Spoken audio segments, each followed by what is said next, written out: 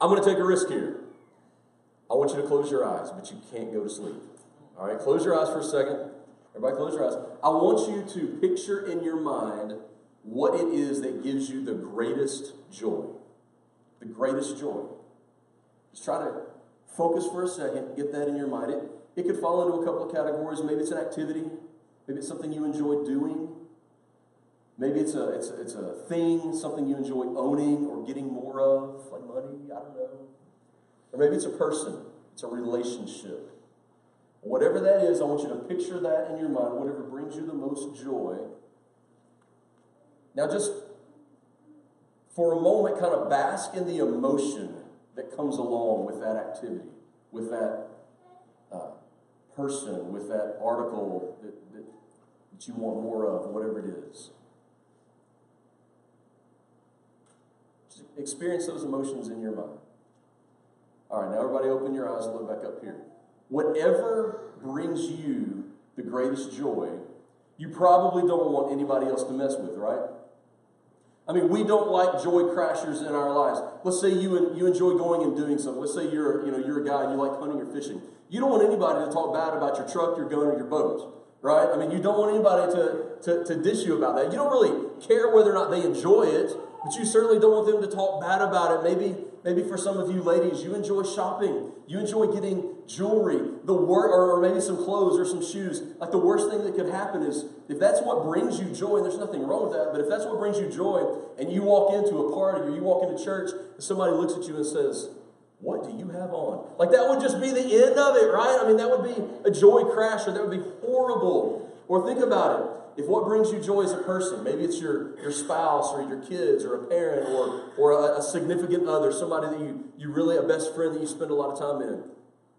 The worst thing that could happen is for somebody to say that they're ugly, dumb, stupid, to talk about them in front of you or behind you. Like talk about one of my kids. I got some baseball bats at home. Like we'll go, right? I mean, that's the things that bring us joy. They make us passionate, right? We feel strongly about them, and we feel strongly about people who talk about them, who don't treat them or don't think about them, don't respect them the same way that we respect them. Again, it doesn't have to bring everybody else joy. It brings us joy.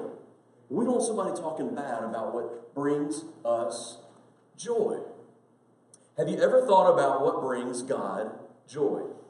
We're in church, we've been worshiping God, we want to learn about God, we want to learn from God. But have you really thought about what brings God the most joy?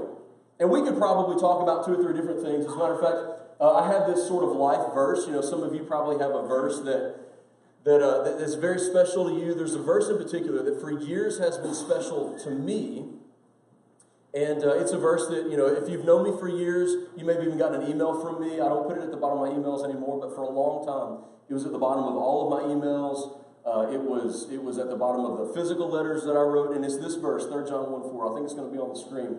It says, "I have no greater joy than to hear that my children are walking in the truth." I have no greater joy than to hear that my children are walking in the truth. Now, if you don't know me, what you don't know is that for the last 17, 18 years, I've been a kids pastor. I've worked with kids. And so when I first saw this verse, like as a kids pastor, it just sort of stuck out at me.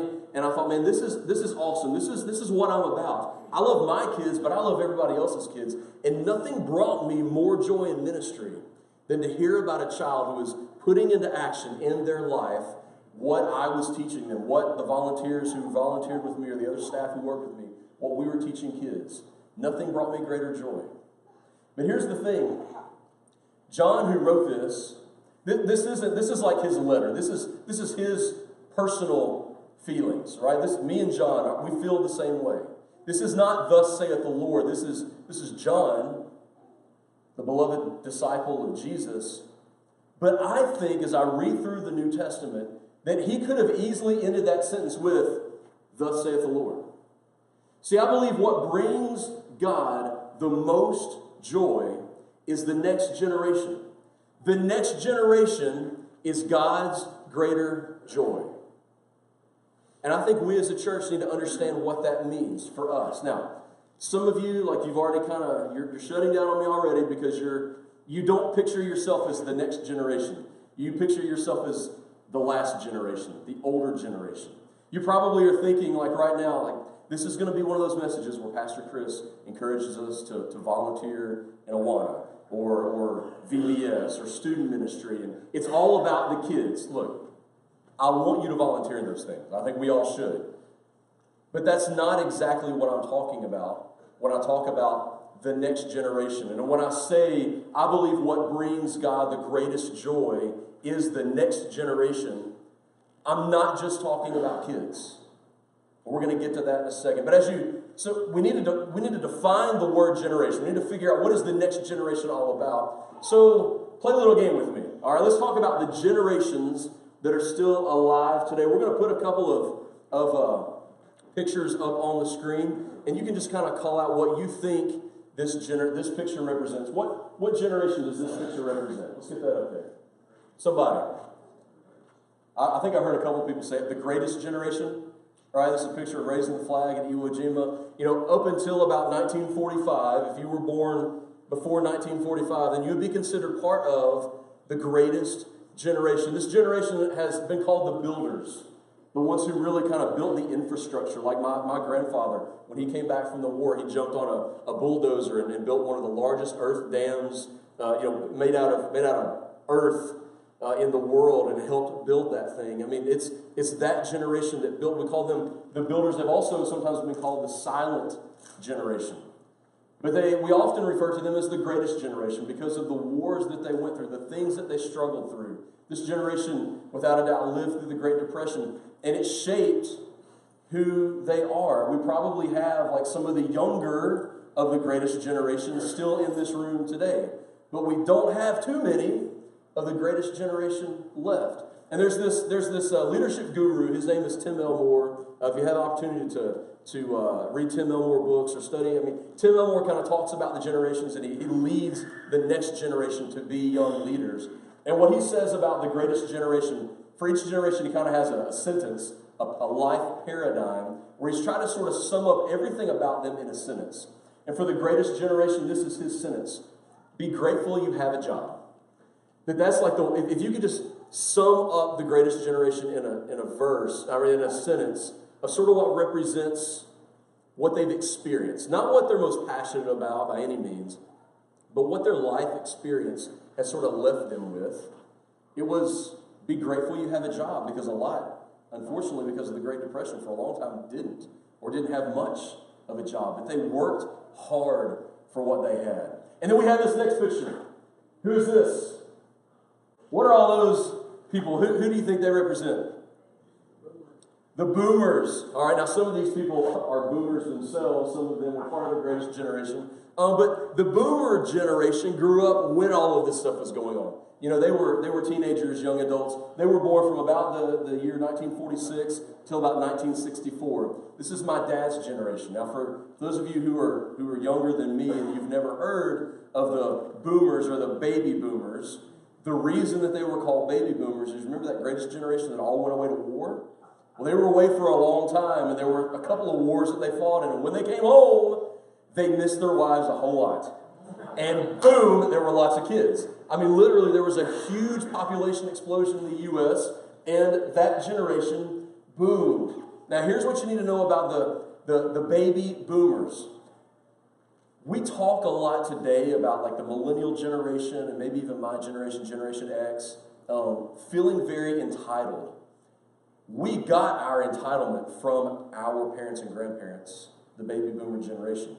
That's the generation where really entitlements began. And where the generation before them was like, you're lucky to have a job, the boomer generation, and if you're a boomer, I don't want to offend you, and this is not me, this is Tim Elmore. What he says is, this generation was actually most defined by the phrase, you owe me. That this is where entitlements began. And that was really a reaction to what their parents went through. Right? Their parents had struggled so hard, and we walk into this baby boomer generation, and it wasn't because you owe me just because I exist, which arguably kind of defines the current generation, but it was you owe me because I've worked so hard. Like, I've worked hard for this, and you owe me. I should get Social Security because I've worked for it. Like, this is the generation that came from. Now, the next picture is this one. This is my generation. Y'all may not be able to see that, but that's like a Pearl Jam CD album cover, and Nirvana, and I think we got a little Vitalogy and some others. Anybody know what generation that is? Yeah, Generation X. These are actually called the Baby Busters, also referred to as Generation X, Gen X. The Baby Busters. Does anybody have any idea why this generation was called Baby Busters? Which, by the way, went from 1965 to about 1982. This is my generation. Nobody knows? In 1965, guess what was introduced as an over-the-counter medication for women? Birth control pill. We went from a baby boom to literally in 1965, the birth rate plummeted because of the birth control pill being readily available, or not over-the-counter, but by prescription to women. And so my generation, the birth rate dropped. We're Generation X. We feel like the most misunderstood generation. If you wanted to sort of sum us up in that one sentence paradigm, it's relate to me. I don't know how many of you remember like the band Pearl Jam and kind of this, Washington, a Northwest indie grunge rock, garage band like Pearl Jam and Nirvana. But they came up with a song called Jeremy. And it actually won MTV's, I think in like 1993, maybe it won MTV's Music Video of the Year award, won several awards. And it was about a teenager who walked into class and committed suicide in front of his classmates, based on the real story of a teenager who walked into his class and committed suicide in front of his classmates. That song, that video, defined my generation. It wasn't about a war, it was about the struggle to just fit in, and nobody gets us. I still don't think anybody gets me, right? But that's sort of a result again of our parents' upbringing. And I don't know if you recognize that guy right there that I made a little big. Does anybody know who that is? Captain Planet. Good. I'm not the only one who remembers Captain Planet. Like, it was our generation. We didn't invent global warming and all that kind of stuff, but it was our generation who really grew up for the first time with a global Earth Day. We saw in the news toxic waste and Exxon Valdez spills, and we had this superhero character who was introduced in 1990, Captain, I forgot his name. Thank you, Captain Planet. My mind went blank for a second. I want to say Captain American. I knew that wasn't right, but Captain Planet. Just a little side note, Leonardo DiCaprio right now, like last year, he signed a first look deal with a couple of writers and producers to produce a Captain Planet movie. Good or bad, I'm not judging. I'm just sharing information to my generation. All right, we will probably go watch a Captain Planet movie. All right, let me get the next picture. What is this generation? What is it? They're taking us, the millennial generation. Yes, they're taking the selfie. This is the generation defined by the selfie. This generation was born between 1983 and 2000. So if you think about it, these are the young adults right now who are sitting in our auditorium around the world, who are in college, maybe who just graduated from college. They're beginning to have babies, or they've already got 2 or 3, and they're probably in their 4th or 5th job, trying to figure out where they fit in. But that's the generation of young adults right behind me who are now adults, right? They like this phrase, adulting. They started adulting, right? They're making grown-up decisions. This generation is really characterized by choice. Their paradigm, basically, that one sentence is life is a cafeteria. This is the very first generation of young adults who their entire lives have been able to choose what classes they take. Literally right now, if you go to college now, you might change your major 6 or 7 times. I think 7 times is the average. But you can create your own major. I don't know if you've heard of that, but there are, not every college, but there are lots of colleges over the course of the last decade or so who have been responding to this generation saying, this just doesn't fit me. I want to create my own major based on what I'm passionate about. And like a cafeteria, they choose what they want. If they don't like 4 or 5 songs on an album, that's fine. They don't download the whole album. I mean, what's an album anyway? I'm just going to go to iTunes and pick the 3 songs, or go to Spotify and put the 3 or 4 songs in my personal playlist. And it's like that with religion too. I'm going to have a little Buddhism and maybe a little Hinduism, and maybe we'll get a little bit of Christianity and a little bit of Oprah, even though none of them really watched Oprah, but Oprah still is influencing their mamas and their daddies. And we're going to kind of mix that all together and just believe what I want to believe. And that's kind of the millennial generation. That's where they are. And then finally, the last generation. That's kind of the current crop of babies and teenagers that we have right now. Born from 2001 to around 2018, and then we'll have another generation. We're calling this one Generation Z. Generation Z. They've also been called this, the Homelander generation. The Homelanders. Because in America, Homeland Security began around the time that they were born. 9/11 happened. They don't remember 9/11 happening, a lot of them, but it happened, and so they've grown up under this sort of blanket, this air of terrorism. You know, just this past weekend, we saw again in London, yesterday, not just this weekend, like last night. In case you didn't watch the news, London was hit yet again. A couple of terrorists, I think, were killed, and maybe one was arrested, but at least 3 guys. I didn't watch anything this morning, but last night, as I was looking online and watching things, at least 3 guys drove into a crowd of people, got out and started slashing throats, and went into firefight with police. I don't know all the details, but again, terror has struck, and that's what this generation is growing up with. And we can't really describe them completely yet because we've not seen them as adults. But the way that this generation is being described right now, who are like graduating from high school right now, or who are in high school and younger, we're describing them this way: I'm coping and I'm hoping. I'm coping and I'm hoping. I'm coping with all the junk around me. Like there's what sex is that person? You know, there's all those conversations. There's terrorism going on in the world, and I'm just trying to figure all that stuff out. I want answers. I don't know exactly what the truth is. I'm coping, but I'm hoping that there is answers. This younger generation is characterized by a lot of hope. And I think that's a good thing for our future, is that they're also characterized by hope. So we've got the builders, the boomers, the busters, the millennials, that's Generation Y, and the Homelanders, Generation Z. So if I'm talking about God loving, getting greater joy from the next generation, which one of those? Is it the greatest generation? Is it the youngest generation? Which generation does God get the most joy from? All of them. Because he gets the greatest joy from the next generation. Here's how we needed to define the words that I'm using. These are not God's words. These are my words. The next generation. Let's define the next generation. We'll put it up on the screen. It's anyone who is coming behind you. Anyone who is coming behind you. That means if you're 65 and there's a younger person coming behind you, that's the next generation.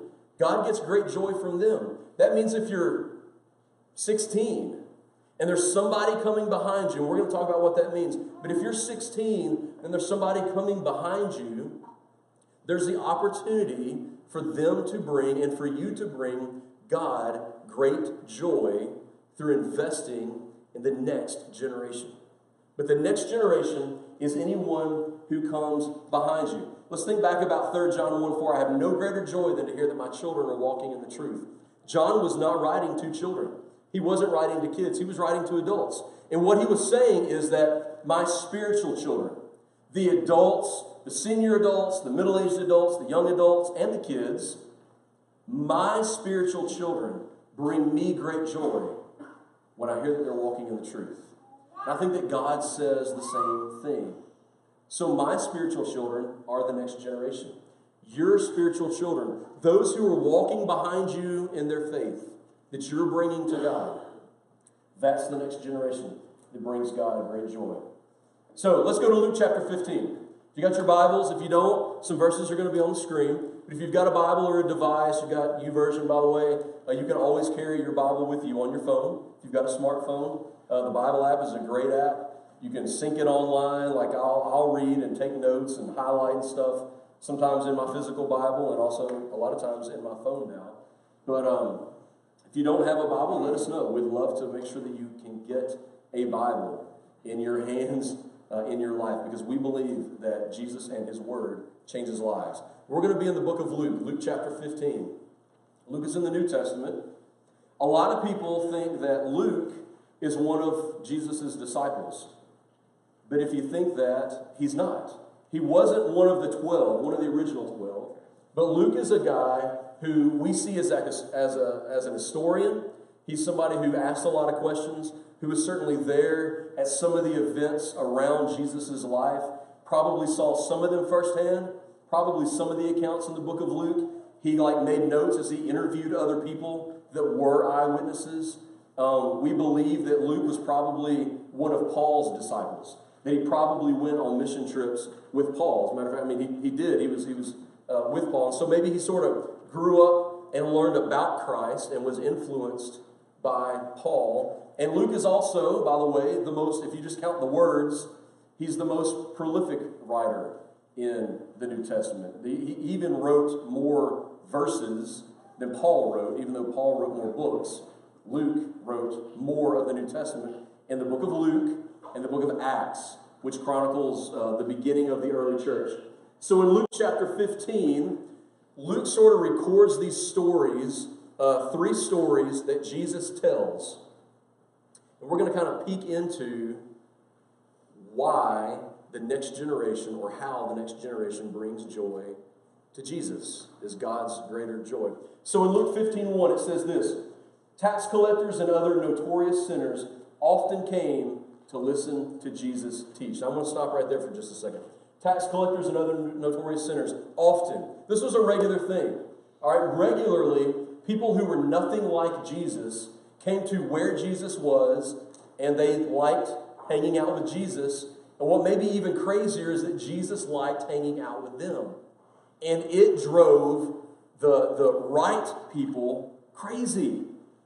The Pharisees, the Sadducees, just any upstanding Jewish citizen would see Jesus hanging out with what's described here as tax collectors and notorious sinners, and they could not understand, why would Jesus spend time with them? He's supposed to be a rabbi. He's supposed to be this ultra righteous, stay clean, don't be unclean teacher of the law. And some people already believe that he's the Messiah.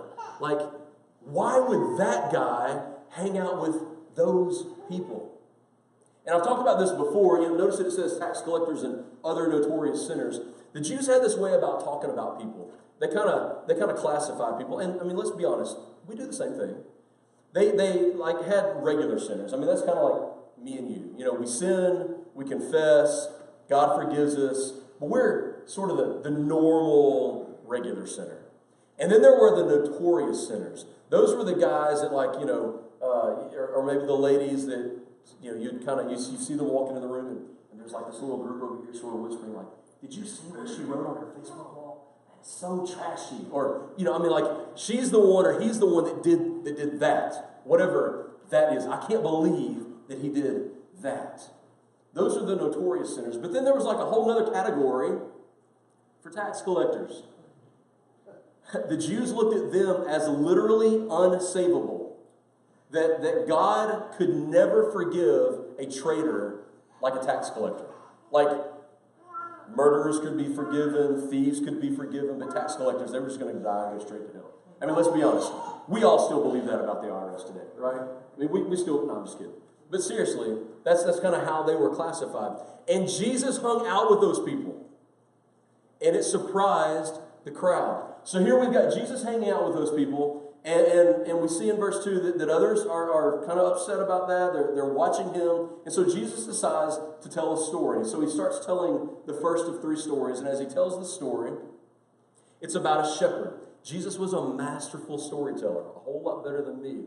And immediately when he started talking about the shepherd who had 100 sheep, like he owned 100 sheep and he was shepherding them, like immediately the young men in the crowd, they kind of sat up a little straighter. Maybe they sort of leaned into Jesus because they understood what shepherding was all about. We may not get it. Like, I'm not a shepherd. I'm not a farmer.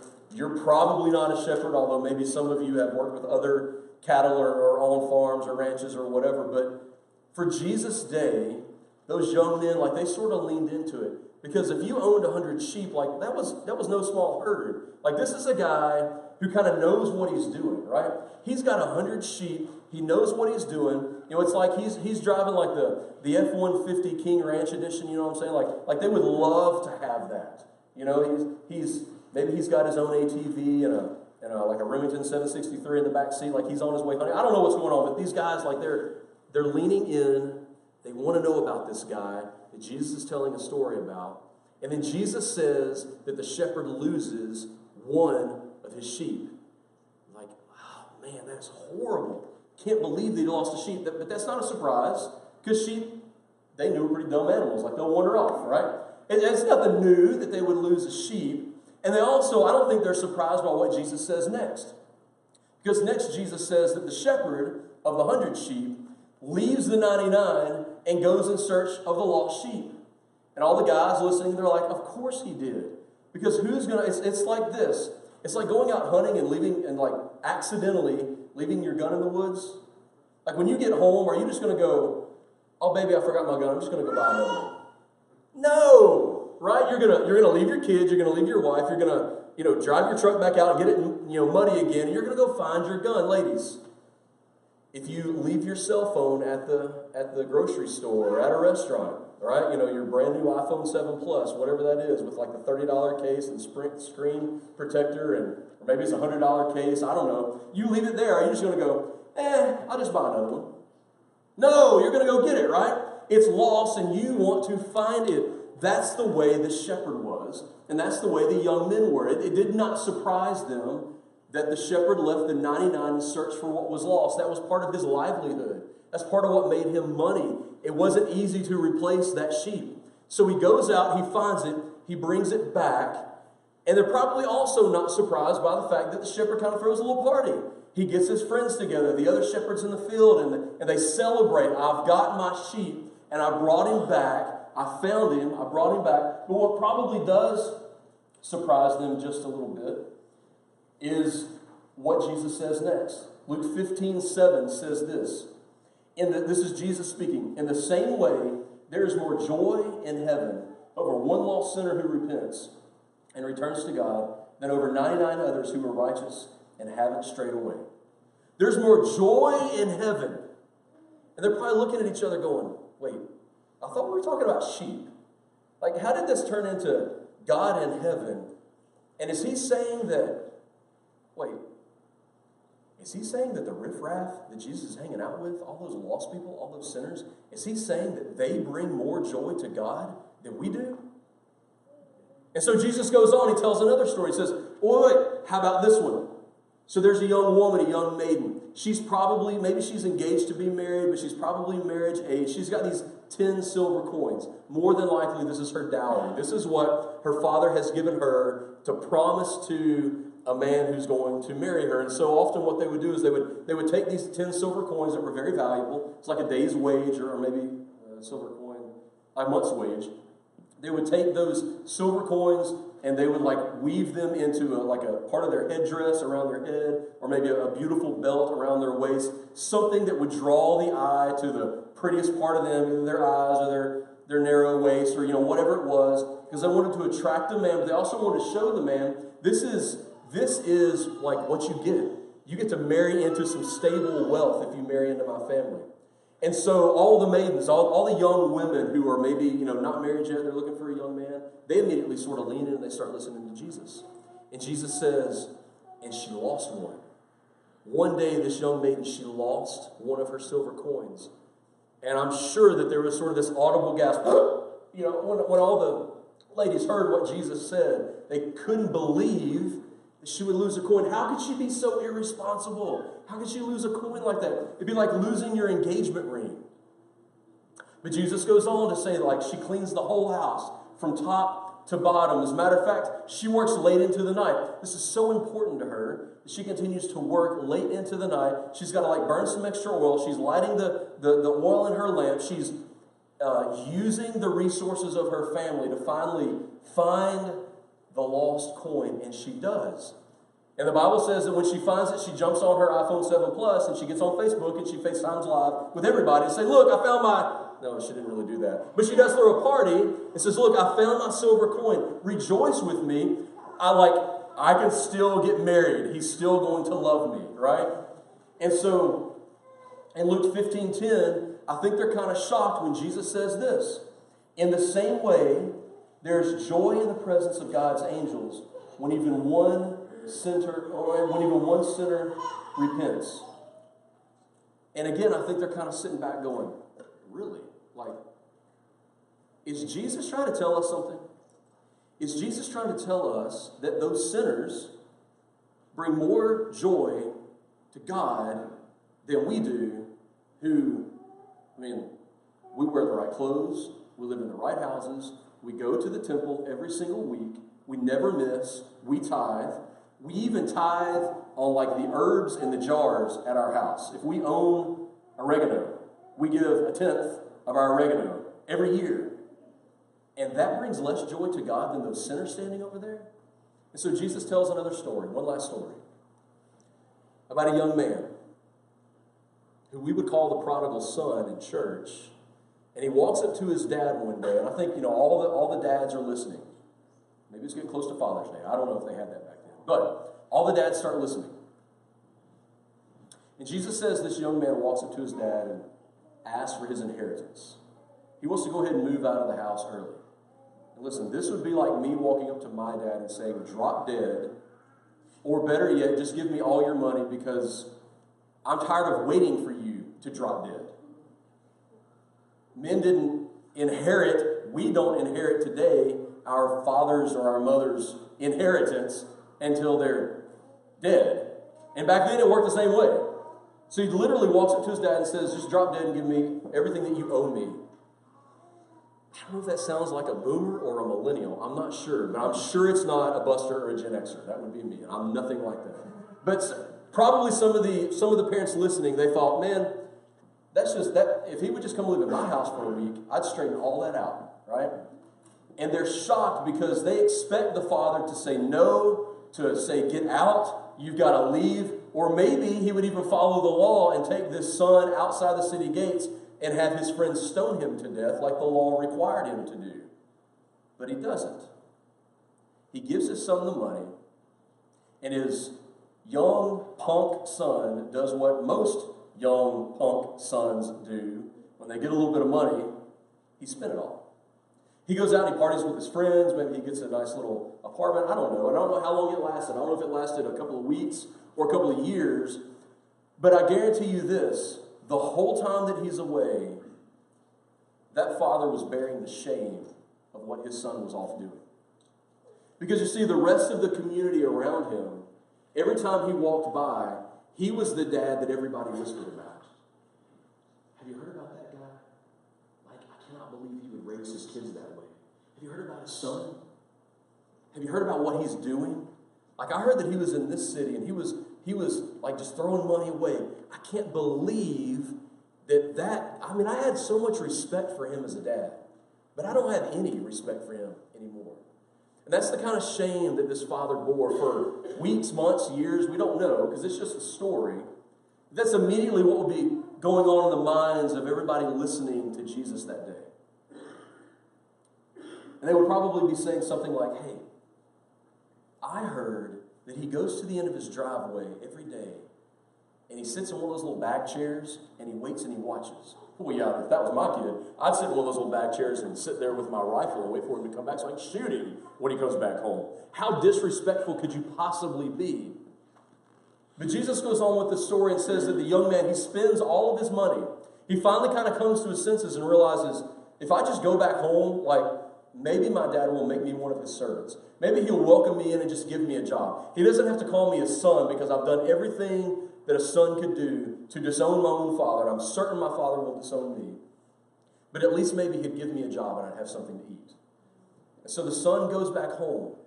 And as the story goes, the father sees the son in the distance. He's at the edge of his driveway like he'd been every single day, watching for his son to come home. And he sees him in a distance. And all of Jesus' audience is thinking, and he runs out and kills him because that's what a good father would do.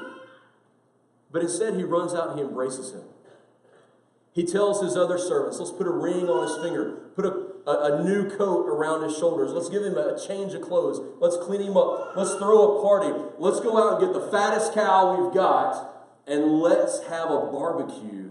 My son has come home. In Luke 15:23, it says this, we must celebrate with a feast, for this son of mine was dead and has now returned to life. He was lost, but now he is found. And all the audience listening to Jesus thinks, that dad is an idiot. And Jesus reads their mind. And so he introduces another character, the older brother. And he says this older brother is out in the field taking care of the sheep. Maybe he's the shepherd that lost the 99. I don't know. But he's been out in the field taking care of what belongs to his dad. And he hears about the party. And he comes back. And this is what the younger brother says to his father, or what the older brother says to his father about the younger brother. All these years I've slaved for you and never once refused to do a single thing you told me to. And in all that time, you never gave me even one young goat for a feast with my friends. Yet when this son of yours comes back after squandering your money on prostitutes, you celebrate by killing the fattened calf? Daddy never even gave me a birthday party. But this idiot son of yours comes home and you throw the biggest feast we've ever had. And all of Jesus' audience thinks, yep, this dad is about to come to his senses because his son is speaking the truth. This is the way we're supposed to raise our kids. This is the honorable son. This is the one who never got in trouble, who was the goody two-shoes, who always did the right thing, who worked in the family business, whether he wanted to work in the family business or not, always respected mom and dad. Honor your father and mother that your days may be long upon the land which the Lord your God has given you. That's the older brother. And he is hacked off. In church, we would call this righteous anger. He's angry at the sin of the brother. And he refuses to come into the party. And probably Jesus' audience thinks the dad's going to change his mind. He's going to hear what the brother says and he's going to change his mind. But in verse 31, the father said to him, look, dear son, you have always stayed by me, and everything I have is yours. We had to celebrate this happy day. And he repeats what he said before. For your brother was dead and has come back to life. He was lost, but now he is found. And all of a sudden, I think that Jesus' audience, kind of the realization washes over them. The shepherd had joy because he found his lost sheep. The young woman, the young maiden, had joy because she found her lost coin. This father, as much of a bad parent as we might think he is, or a good parent, found joy when his lost son came home. And what Jesus is trying to drive home to them, and I think what Jesus wants us to understand, is that when we bring lost people to God, God rejoices. He has more joy in the people out there than he does with the people in here. But here's the secret. The people out there are in here. See, we try to make it an us against them. We try to say, well, we're the good Christians and we're going to go out there and witness to the world. And we should go out there and witness to the world. But if we're doing that at all, the world is right here. We're the same sinner as those notorious sinners, as the tax collector. When God sees all of us before Christ, before salvation, he sees us in our sin. And the moment that you, if you've done this, the moment that you trusted Jesus as your Savior, you brought God the greatest joy that you were ever going to bring him. And if you want to continue to bring God joy again and again, I'm not saying nothing else you do brings God great joy. Because there's lots of things I think that bring God joy. When we give, when we serve, there are lots of things that God enjoys seeing us doing because he created us to do that. and we worship Him when we do those things. But if you ever again want to bring God the greatest joy, if you want to make the angels in heaven sing again, it's when you bring someone who's never trusted Jesus as their Savior to Christ. And you get to be a part of that. We are called as Christians, we are called as sons and daughters of God who have already come home. We were the prodigal son who came back. And unfortunately, sometimes we begin playing the part of the older brother. But that's not the plan that God has for our lives. You see, the church is not supposed to be like a silver spoon in your mouth kind of country club place where only older brothers live. No, that's not the kind of church that we're supposed to have. We don't want Lake Forest to be that church. Our church, the church, is supposed to be a home for spiritual orphans. And when you came to Jesus, you were a spiritual orphan, a prodigal son, a prodigal daughter, coming back to Him. And you gave God great joy. And our job is to go out and find that next generation. If you're 65, the next generation may be another 65-year-old. It's not somebody who's younger than you. It's somebody who doesn't have what you have. It's somebody who doesn't have the same relationship with God that you have with God. What brings God greater joy are the lost who come to Him. It's that next generation that is coming back to God. Whether you're 10 or 110, your job, our jobs, is to invest in the next generation. And that does include kids and students, but it also includes adults. And you may be wondering, so why do we spend a week, like we shut down our church basically for a week to do nothing but Vacation Bible School. And we'll invest more money in our children's ministry this week than we will the other 51 weeks in a year. As a matter of fact, collectively, we'll probably spend more on this week for kids than we really spend on any other age group for the rest of the year. Like other people and our budget, they're just investing money and time into Vacation Bible School. Why would we do that? Because in churches around America, in the week of Vacation Bible School, more kids under the age of 13 trust Jesus as their Savior than every other age group combined for the other 51 weeks of the year. If you want to have an impact on the next generation, be a part of VBS this week. Take the opportunity to bring God the greatest joy that you're ever going to bring Him by investing in our kids. And I know they're not the only next generation that I'm talking about, but it's a special week for them. And why are those numbers true? Because it's a whole lot easier to mold wet cement than it is to chip away at the concrete heart that's been hardening for 40 or 50 or 60 years. See, that's what I do on stage every Sunday when I preach to you as adults. Or what you do Monday through Saturday when you go to your offices, you go to your schools, wherever it is that you go, where people don't know God. What you're doing is you're rubbing off on them, you're rubbing against them, and you're chipping away at that stone-hard heart, introducing them to Jesus, so that hopefully one day, as you're talking with them, a crack in their heart will occur. And they'll understand that they have a Father who loves them so much and wants to just call them home.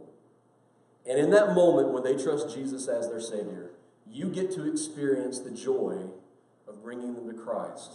And God and His angels in heaven experience the greatest joy that they've ever experienced because somebody else, another child, came home. That is what we are called to do. The next generation is God's greater joy. But is it yours? I'm not saying we shouldn't enjoy other things, but do we have joy in bringing the next generation to God? If you don't, real quickly, I'm going to give you 3 ways that you can invest in the next generation. Number 1 is invite them. Number 2 is volunteer with them. And number 3 is give for them. Invite people to church. Invite people to church. I don't care what age you are, 6 or 66 or somewhere older or younger than that. Just invite people to church. When you invite them in, you're inviting them to be a part of your family. When you invite them with you, it's like inviting them to your house. This is God's house, but this is our house too. We're God's children. Invite them to come in with you, just like you would invite them to your house for dinner. Invite them. Volunteer with them.